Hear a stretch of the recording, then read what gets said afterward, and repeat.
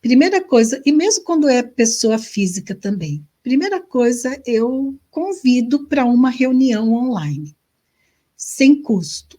Eu falei, olha, vamos conversar, né? Assim você me conhece um pouquinho, eu conheço vocês também, e aí eu posso entender melhor a tua necessidade e eu também avaliar se eu tenho condições de te atender ou não. Porque isso também é importante, né? Você ter um pressuposto assim, bom, será que eu vou poder atender essa empresa? Será que eu vou poder ajudar esse cliente, essa pessoa? Eu, pelo menos, faço isso. Não é todo o trabalho que eu pego. Às vezes eu vejo que eu não sou a pessoa mais indicada, não vou ter a competência mais indicada para aquilo. Ou, às vezes, eu percebo que os valores da organização não estão alinhados com meus valores. Ou alguma outra questão que eu percebo, não é porque eu sou profissional autônoma, que eu preciso do faturamento, né? Que eu vou pegando tudo, não. Eu sou criteriosa e posso te dizer até chata em relação a isso, né? Eu acho que a gente tem que ser cuidadosa, acho que é um cuidado, antes de mais nada, com a gente mesmo, né? Que a gente tem que ter. Então, eu vejo que isso é bem importante. Não, então, nesse processo da reunião, aí eu vou, então, além da escuta, eu vejo, eu fico atenta também, eu observo, né? Como eu disse para você, que a observação é uma competência bem importante. Então, eu observo quem fala primeiro, quem fala depois de quem, se de repente está mais de uma pessoa ali, né, na reunião. Observo, às vezes, algumas sutilezas, algumas posturas, como que se dirige a mim, como que se relaciona a mim, enfim, eu estou fazendo um diagnóstico. Eles podem não saber, mas eu estou fazendo um diagnóstico, né? Porque esse é o objetivo, né? De conhecer, mas não é um happy hour, não é uma reunião social, né? Não é um conhecer assim, vamos ficar amiga ou não vamos ficar amiga. Não, gente, tem um objetivo, né? É uma relação profissional. Eu tenho um objetivo com aquela reunião, então eu não posso perder de vista esse objetivo. Então, aí a minha interação é uma interação investigativa também. Eu estou ali como pesquisadora também, estou observando, estou levantando hipóteses, porque eu não sou dona da verdade, eu não...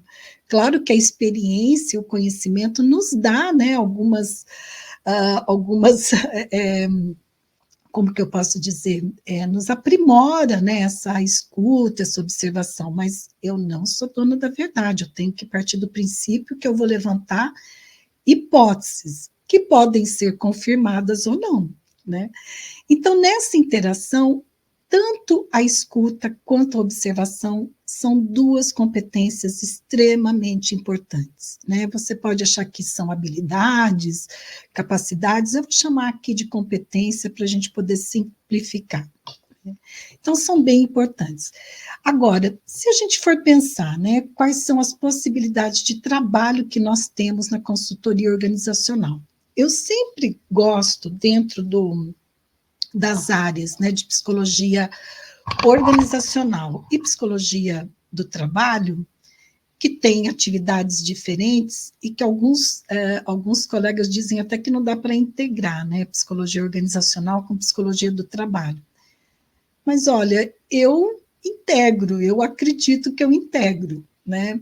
Por exemplo, psicologia organizacional, vou dar um exemplo. Desenvolvimento de lideranças. A psicologia está dentro lá do escopo da psicologia organizacional. Saúde mental e trabalho. Está dentro do escopo da psicologia do trabalho, né? Eu preciso integrar, porque vai ter momentos que eu vou precisar de programas de desenvolvimento, de estratégias de desenvolvimento de pessoas, para eu poder integrar no plano de saúde mental no trabalho, dentro do contexto da organização. Mas eu vou fazer intervenções com grupos em saúde mental no trabalho. Tá, eu vou trabalhar com as clínicas psicodinâmicas do trabalho. Opa, então aí eu estou trabalhando com foco de psicologia do trabalho, né? Entendido, né? Mesmo sendo a psicodinâmica do trabalho, não é uma teoria da psicologia, mas que nós, psicólogos, utilizamos, né? Eu, pelo menos, uso como referência quando eu trabalho com saúde mental no trabalho.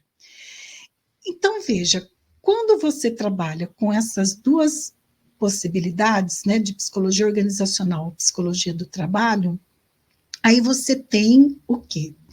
Você tem a possibilidade de trabalhar em 3 dimensões. E aí eu vou falar dessas 3 dimensões para rapidamente falar de algumas competências que eu considero que são importantes nessas 3 dimensões. Então, tem uma dimensão que é da organização, né, é uma dimensão macro, tem uma dimensão que é grupal e uma dimensão que é individual. Quando você, e assim, você como consultora vai ter demandas para essas 3 dimensões. Por exemplo, eu tenho demandas atualmente para desenvolvimento humano e organizacional, então, desde o diagnóstico até as implementações, né, a devolutiva do diagnóstico, as implementações das ações recomendadas, que está no nível organizacional. Quando eu começo as implementações, eu vou ter atividades que são numa dimensão de grupo. Então, por exemplo, desenvolvimento de equipe, ou como alguns gostam de chamar de team building, né? Construção de equipes. Eu prefiro usar o termo desenvolvimento de equipes. Desenvolvimento de lideranças, né? Programas de desenvolvimento de liderança, está no nível grupal também. E no nível individual, eu posso ter o coaching, eu posso ter a mentoria, né? No momento